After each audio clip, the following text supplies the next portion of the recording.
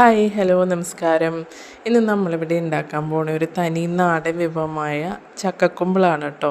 എല്ലാ മലയാളികൾക്കും തന്നെ ഈ ചക്കക്കുമ്പിളെന്ന് പറഞ്ഞു കഴിഞ്ഞാൽ ഇഷ്ടമില്ലാത്ത വളരെ ചുരുക്കം പേരേ ഉണ്ടാവുള്ളൂ. ഇപ്പം നമുക്ക് നല്ല തേൻ വരിക്ക ചക്കയൊക്കെ കിട്ടുന്ന സീസണിൽ നമുക്ക് ചെയ്യാൻ പറ്റിയൊരു സാധനമാണ്. നല്ല ടേസ്റ്റാണ്. ഞാൻ ഉണ്ടാക്കുന്ന ഇന്നൊരു വ്യത്യസ്തമായിട്ടുള്ളൊരു രീതിക്കാണ്. അതുകൊണ്ടാണ് ഞാനിന്ന് നിങ്ങളിത് കാണിച്ചു തരണേ കേട്ടോ. ഇത് ചക്ക നല്ല പഴുത്തിട്ടുള്ള ചക്ക കിട്ടുകയാണെങ്കിൽ അത്രയും നല്ലത് കേട്ടോ. നമുക്ക് ചകിണിയും കുരുവൊക്കെ കളഞ്ഞിട്ട് എടുത്തതിന് ശേഷം നമുക്ക് ജാറിനകത്തോട്ട് ഇട്ടിട്ട് നല്ല പേസ്റ്റ് പോലെ അരച്ചെടുക്കണം.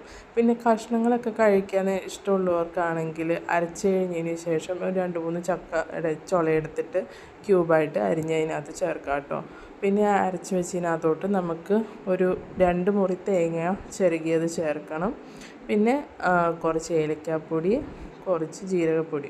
അതായത് ഞാൻ 1/2 ടീസ്പൂണേ എടുത്തിട്ടുള്ളൂ കേട്ടോ. രണ്ടും 1/2 ടീസ്പൂൺ വീതം എടുത്തിട്ടുള്ളൂ.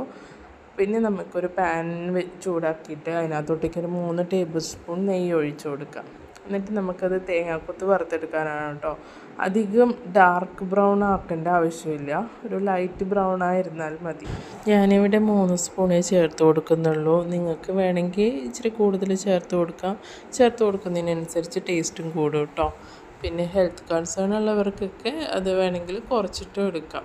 നമ്മൾക്ക് എത്ര തേങ്ങാക്കൊത്ത് കഴിക്കാൻ ഇഷ്ടമുള്ളവർ മാത്രമേ ചേർത്താൽ മതി കേട്ടോ. നിർബന്ധമൊന്നുമില്ല. ഞങ്ങൾക്കിവിടെ എല്ലാവർക്കും ഇഷ്ടമാണ്, അതുകൊണ്ട് ഞങ്ങളത് ചേർത്ത് കൊടുക്കണം കേട്ടോ. പിന്നെ നമ്മൾ അരച്ച് വെച്ച് ചക്കയ്ക്കകത്തോട്ടേക്ക് ഞാനൊരു 250 ഗ്രാം റോസ്റ്റഡ് റവ ചേർക്കുന്നുണ്ട്. പിന്നെ നൈസ് പത്തിരിപ്പൊടി ഉണ്ടല്ലോ, അതായത് അരിപ്പൊടി, അത് ഞാനൊരു 2 ടേബിൾ സ്പൂൺ ചേർത്ത് കൊടുത്തിട്ടുണ്ട്. ഇനി അത് നന്നായിട്ടൊന്ന് മിക്സ് ചെയ്യണം. ഈ മിക്സ് ചെയ്തതിനകത്തോട്ട് നമുക്ക് നമ്മൾ വറുത്ത് വെച്ചിരിക്കുന്ന തേങ്ങാക്കൊത്ത് നന്നായിട്ട് തണുത്തതിന് ശേഷം മാത്രമേ ചേർത്ത് കൊടുക്കാൻ പാടുള്ളൂ കേട്ടോ. ഇതിലേക്ക് ഞാൻ 1 ടീസ്പൂൺ ഉപ്പും കൂടെ ചേർത്ത് കൊടുക്കുന്നുണ്ട്. ഉപ്പ് നമ്മളുടെ മധുരത്തിനെ ബാലൻസ് ചെയ്യാൻ വേണ്ടിയിട്ടാണ്. പിന്നെ നിങ്ങളുടെ മധുരത്തിന് ആവശ്യത്തിനുള്ള ശർക്കര, അത് ജാഗിരി, പല നാട്ടിലും പലതാണ് പറയുന്നത്. ശർക്കര എന്ന് അധികം പേര് പറയാറെന്ന് തോന്നുന്നു.